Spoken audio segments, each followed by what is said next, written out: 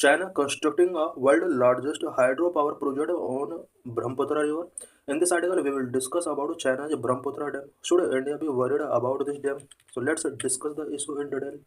China has approved the construction of the world's largest hydropower project on the Yarlung Tsangpo River, Brahmaputra River in Tibet, with a capacity of 60 gigawatt, three times that of three Gorges Dam.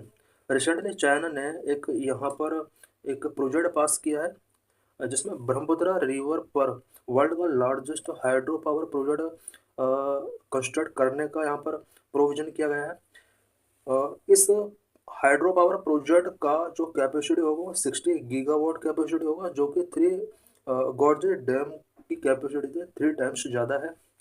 It's approval was granted on 25 December 2024।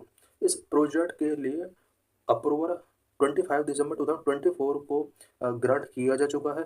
Brahmaputra river flow into Arunachal Pradesh as Siang, into Assam as Brahmaputra and then into Bangladesh before reaching the bay of Bengal. Brahmaputra river Arunachal Pradesh में जैसे ही enter करती है, इस river को वहाँ पर Siang river के नाम से जाना जाता है। आसाम में जैसे ही एंटर करती है, वहाँ पर इसको ब्रह्मपुत्र नेमिंग दिया जाता है। उसके बाद बांग्लादेश में एंटर करती है और उसके बाद बे ऑफ बंगाल तक ये रीच करती है। The project is expected to have a significant impact on ecology, the livelihoods, and water availability for millions downstream. China जो ये प्रोजेक्ट कंस्ट्रक्ट कर रहा है, ऐसा एक्सपेक्ट किया जा रहा है कि इकोलॉजिकली इसका इम्पैक्ट पड़ेगा, लाइवलीहुड पर इम्पैक्ट पड़ेगा एंड मिलियंस ऑफ पीपल जो कि डाउन स्ट्रीम कंट्रीज के अंदर लिविंग कर रहे हैं, वहाँ पर वाटर के अवेलेबिलिटी से रिलेटेड यहाँ पर इशूज रेज हो सकते हैं। India has consistently expressed its concern to China about such projects, emphasizing the need for transparency and consultation to protect the downstream states' interest. China के बहुत सारे प्रोजेक्ट इस टाइप के चल रहे हैं, बट इंडिया ने इस तरह के प्रोजेक्ट से रिलेटेड अपने कंसर्न को कंसिस्टेंटली एक्सप्रेस किया है और इंडिया ने इस तरह के प्रोजेक्ट से related transparency and down stream state के इंटरेस्ट को प्रोटेक्ट करने के लिए यहाँ पर कंसल्टेशन पर फोकस किया है। This is graphical representation of Brahmaputra river and where this project is establishing. What is Yarlung Tsangpo project? Yarlung Tsangpo project क्या है? Yarlung Tsangpo hydro power project is planned at the great bend of river in Medog county, Tibet, where it makes a U turn before entering Arunachal Pradesh. Yarlung Tsangpo hydro power project उस U turn पर establish किया जा रहा है जहां पर Brahmaputra river Arunachal प्रदेश के अंदर यू टर्निंग टेकिंग करती है। The project is part of China's 14th 5-year plan. 14th 5-year plan का ये पार्ट है चाइना का।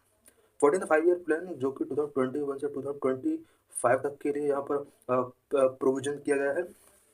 लोकेशन एंड प्लानिंग स्टेज इस प्रोजेक्ट का क्या रहेगा? The project's location has been strategically chosen by China. China ने Yarlung Tsangpo hydro power project का जो लोकेशन चूज किया वो स्ट्रेटेजिकली चूज किया है। Recent activities including funding allocation, construction of small dams and changes in the upstream land use suggest the project is in an advanced planning phase. Perhaps construction work will start soon. Yarlung Tsangpo hydro power project से related बहुत सारी activities such as funding allocation, construction of small dams, change in upstream land use, ये suggest करते हैं कि इस project से related planning advanced phase में पहुंच चुका है और बहुत ही जल्दी ये कंस्ट्रक्ट हो जाएगा। What is China's goal for the Yarlung Tsangpo project? Yarlung Tsangpo project से चाइना का क्या मेन गोल है? To reduce reliance on conventional energy sources and to achieve net zero neutrality, carbon neutrality by 2060। China का जो पहला ऑब्जेक्टिव है इस प्रोजेक्ट से रिलेटेड वो कन्वेंशनल एनर्जी सोर्सेस पर रिलायंस को रिड्यूस करना है। सेकेंड, 2060 तक चाइना ने नेट जीरो कार्बन न्यूट्रलिटी का जो टारगेट रखा हुआ है इसको अचीव करने का यहाँ पर ये मेन ऑब्जेक्टिव रखता है। The rivers strip descend from the mountains provide an ideal flow rate for hydroelectricity generation, making it prime location for this mega project। Because ये जो ब्रह्मपुत्र रिवर है, इस रिवर का जैसे ही माउंटेनियस रीजन से फ्लो होता है तो ये हाइड्रो इलेक्ट्रिसिटी जनरेशन के लिए एक आइडियल साइट प्रोवाइड कराता है और इसके थ्रू चाइना ज़्यादा से ज़्यादा एनर्जी प्रोड्यूस कर सकता है। चाइना जो various dam and environmental concern, China के द्वारा वेरियस डैम यहाँ पर इस्टेब्लिश किए जा रहे हैं और उनसे रिलेटेड एनवायरमेंटल कंसर्न क्या क्या है। China's recent Yarlung Sangpo project dam, including the three gorges dam, highlight the massive scale of its hydropower ambitions. China recent Yarlung Tsangpo project dam पर वर्क कर रहा है और साथ में थ्री जॉर्जियस डैम यहाँ पर मेकिंग कर रहा है। ये कहीं ना कहीं हाईलाइट करता है कि हाइड्रो पावर एम्बिशंस चाइना की बहुत ज़्यादा है। एनवायरमेंटल कंसर्न इनके क्या क्या हो सकते हैं। Altered gravity anomality map, due to the immense weight of stored water, Three Gorges Dam has altered gravity anomaly maps, caused severe ecological impact and even triggered earthquake. Stored water के immense wait की वजह से, because यहाँ पर three gorges dam जो बनाए जा रहे हैं यहाँ पर बहुत ज़्यादा वाटर स्टोर किया जा रहा है, इस वजह से यहाँ पर ग्रेविटी एनोमली मैप्स अल्टर हो रहे हैं और इकोलॉजिकल इम्पैक्ट बहुत ज़्यादा यहाँ पर शो हो रहे हैं, जिसकी वजह से अर्थक्वेक यहाँ पर ट्रिगर हो रहे हैं। Displacement of people, over million people were displaced due to change in river morphology. River morphology में चेंजिंग की वजह से over a million people displaced हो रहे हैं। Challenges for downstream regions. The Yarlung Sangpo project could exacerbate environmental and social risk on a larger scale, posing significant challenges for downstream regions. Downstream regions जो भी हैं Yarlung Tsangpo project की वजह से वो कहीं ना कहीं अफेक्ट होंगे। What are concern for India related to China's project? China के इस प्रोजेक्ट की वजह से इंडिया के बिफोर क्या क्या कंसर्न्स रेज हो रहे हैं। Number one, impact on water flow to India. India में जो भी इस रिवर के थ्रू वाटर फ्लो हो रहा है उस पर बहुत ज़्यादा इम्पैक्ट पड़ सकता है। वाटर की अवेलेबिलिटी कहीं ज़्यादा हो सकती है, कहीं कम हो सकती है। नंबर दो, earthquake prone and fragile ecology. Earthquake prone and fragile ecology से रिलेटेड कंसर्न है। Interruption of silt and biodiversity और सिल्ट से रिलेटेड इंटरप्शन यहाँ पर शो हो सकते हैं।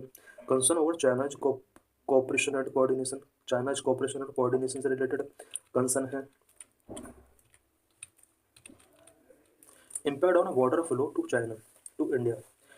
The proposed dam could significantly affect water flow from China to lower riparian state India, as most of water in the Brahmaputra system originates in Tibet. Proposed dam की वजह से China से lower riparian state of India में जितना भी water flow होता है, Brahmaputra river में ज़्यादातर वाटर नॉर्थ ईस्टर्न स्टेट में फ्लडिंग का वजह बनता है और इन स्टेट के अंदर वाटर की अवेलेबिलिटी चाइना की इस प्रोजेक्ट की वजह से अफेक्ट हो सकती है। Any alteration in water flow consider to disrupt water availability and agriculture in India.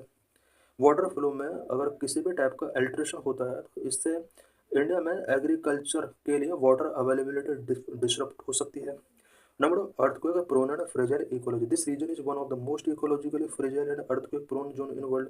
पूरे वर्ल्ड में ये zone most ecologically fragile and earthquake prone zone है। A large dam in this zone increase the risk of catastrophic events. इस zone में large dam का बनाया जाना कहीं ना कहीं ये कैटास्ट्रोफिक इवेंट्स के लिए रिस्क इंक्रीज कर सकता है। Number three, interruption of silt and biodiversity. Large dam often block the flow of silt which are essential for agriculture and cause changes in river flow adversely affecting local biodiversity. Large dam जितने भी establish किए जाते हैं इसके वजह से silt का flow block होता है। सिल्ट जो कि एग्रीकल्चर के लिए बहुत ही इंपॉर्टेंट है। These disruptions could have long-term agricultural and ecological consequences for the region. इस तरह के जो भी डिस्ट्रप्शंस पैदा होंगे लार्ज डैम की वजह से, इसके long term agricultural and ecological consequences इस रीजन में देखे जा सकते हैं। Concern over China cooperation and coordination to prevent disasters. Effective coordination and real-time exchange of information between countries are crucial. इस तरह के डिजास्टर से अगर अपने को प्रिवेंट करना है तो उसके लिए इफेक्टिव कोऑर्डिनेशन कंट्रीज के बीच में यानी इंडिया और चाइना के बीच में effective coordination and real time exchange of information बहुत ही इंपॉर्टेंट है। Chinese reluctance to cooperate with lower riparian state like India. Lower riparian state जितने भी हैं चाइना उनके साथ कोऑपरेट नहीं करना चाहता है। Similar concern have been observed in the Mekong river basin where China 12 large dam have negatively impacted downstream nations such as India and Bangladesh. Mekong river basin में भी चाइना ने अबाउट 12 लार्ज डैम यहाँ पर construct किए जो कि downstream nation such as India and Bangladesh के ऊपर नेगेटिवली इम्पैक्ट डाल रहे हैं। What are existing coordination mechanism and transboundary river between India and China. India and China के बीच में ट्रांस बाउंड्री रिवर जितने भी हैं उसको डील करने के लिए एग्जिस्टिंग कोऑर्डिनेशन मैकेनिज्म क्या है? India and China have several agreements for cooperation on trans boundary rivers. Trans boundary rivers पर कोऑपरेशन के लिए इंडिया और चाइना के बीच में सेवरल एग्रीमेंट्स पहले हुए हैं। नंबर 1 अम्ब्रेला एमओयू 2013 में साइन किया गया था। नंबर 2 ब्रह्मपुत्र एमओयू साइन किया गया था। सतलुज एमओयू साइन किया गया है। एक्सपर्ट लेवल मैकेनिज्म 2006 में साइन किया गया है। Number 1 umbrella MOU 2013 covers overall cooperation on trans boundary rivers. Trans boundary rivers China और इंडिया के बीच में जो भी है उस पर उससे रिलेटेड कोऑपरेशन के लिए ओवरऑल कोऑपरेशन को इस अम्ब्रेला एमओयू के अंदर कवर किया गया है। इट है नो एक्सपायरी डेट, इसका कोई एक्सपायरी डेट नहीं है। No activities currently being undertaken under this agreement, इस एग्रीमेंट के अंदर अभी भी कोई भी एक्टिविटी अंडरटेकिंग नहीं किया जा रहा है। Number 2 Brahmaputra MOU sign for data sharing and renewable every 5 years. Brahmaputra MOU data sharing के लिए साइन किया गया था और एवरी 5 ईयर में इसको रिन्यू करने का प्रोविजन किया गया। It lapsed in 2023 and its renewal is under process via diplomatic channels. 2023 में ब्रह्मपुत्र एमओयू एक्सपायर हो चुका है और डिप्लोमेटिक चैनल्स के थ्रू इसको रिन्यूएबल किया जाना अभी बाकी है। Number 3 Sutlej MoU initiated after the 2004 Parechu lake incident. Parechu lake incident के बाद 2004 में सतलुज एमओयू यहाँ पर साइन किया गया था। This MOU is also pending renewable इसका भी अभी बाकी है। Number 4 expert level mechanism 2006 facilitated annual meeting between India and China to discuss transboundary river issues। 2006 में चाइना और इंडिया के बीच में एक्सपर्ट लेवल मैकेनिज्म इस्टेब्लिश किया गया था। इसको इस्टेब्लिश किया जाने का जो मेन ऑब्जेक्टिव है वो ट्रांस बाउंड्री रिवर्स दोनों कंट्रीज के बीच में जितनी भी हैं वो उससे रिलेटेड एनुअल मीटिंग को ये फैसिलिटेट करता है। What is international framework? Trans boundary river से रिलेटेड इंटरनेशनल फ्रेमवर्क क्या है? 1997 UN convention on the law of the non navigational uses of international water courses. 1997 में यूएन कन्वेंशन किया गया था on law of the non navigation uses of international water resources. International water resources को non navigational uses से related यहाँ पर law establish किए गए हैं।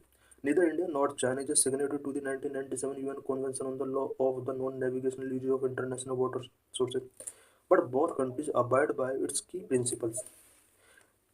1997 का UN convention on law on the non navigational use of international water courses, इसका ना इंडिया सिग्नेटरी रहा है ना चाइना सिग्नेटरी रहा, पर इसके प्रिंसिपल हैं दोनों कंट्रीज उन प्रिंसिपल को फॉलो करते हैं। Its key principle include equitable and reasonable water usage and ensuring that actions of one country do not significantly harm another। इसके जो की प्रिंसिपल्स हैं दोनों कंट्रीज उन की प्रिंसिपल्स को फॉलो करने के लिए अवॉइड है। Equitable and reasonable water uses यहाँ पर दोनों कंट्रीज के लिए इंश्योर किया गया है कि दोनों countries equitable and reasonable water use करेंगे एंड वन कंट्री का एक्शन अदर